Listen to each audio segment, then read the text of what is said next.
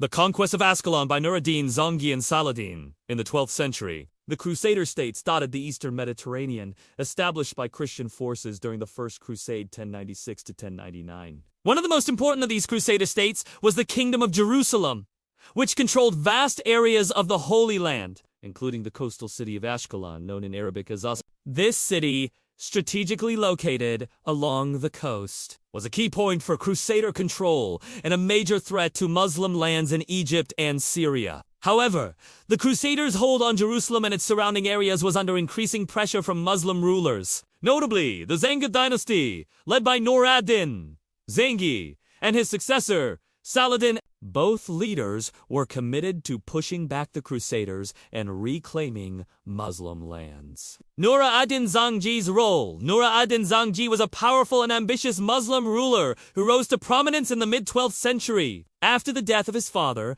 Ahmad ad-Din Zangi, who had been the governor of Mosul and Aleppo, Nur ad-Din expanded his influence over Syria and Iraq. He was committed to uniting the fragmented Muslim territories in the face of the Crusader threat. In 1164, Nur ad-Din began his campaign to weaken the Crusader states by targeting key coastal cities. Ascalon was a major Crusader stronghold, located just south of Jerusalem, and was essential to the defense of the Crusader kingdom of Jerusalem. By this time, the Crusaders had fortified the city, making it a difficult target. Despite the city's strength, Nur ad-Din recognized that Ascalon could be crucial for Muslim control of the region. He also knew that the Crusaders, spread thin across various fronts, would not be able to defend it indefinitely. However, the task of conquering it required both careful planning and military coordination. The siege of Ascalon in 1167.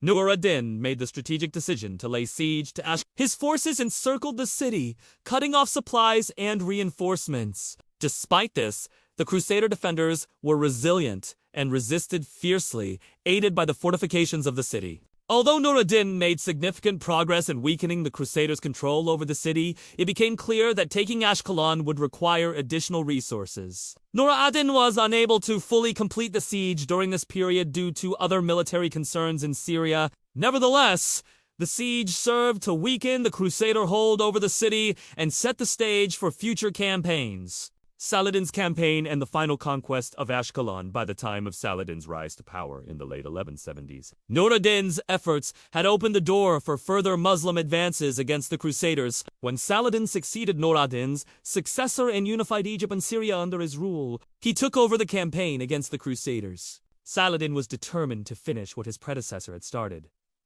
the complete liberation of the Holy Land from Crusader control. One of his first priorities was to take Ascalon, which was still a Crusader stronghold. In 1187, Saladin launched a well-coordinated military campaign that culminated in the final siege of Ascalon. The Crusader defenses, worn out from years of fighting, were no match for the overwhelming force Saladin brought to bear. Saladin's forces surrounded the city and, after a long and brutal siege, finally breached its walls. The Crusader defenders, unable to continue the fight, were forced to surrender. In a remarkable display of Saladin's character and generosity, he allowed the Crusader defenders to leave the city peacefully. Ascalon was fully under Muslim control once again, and it was incorporated into Saladin's domain, becoming a part of his growing empire. The significance of Ascalon's fall. The fall of Ascalon in 1187 was a turning point in the ongoing conflict between the Crusaders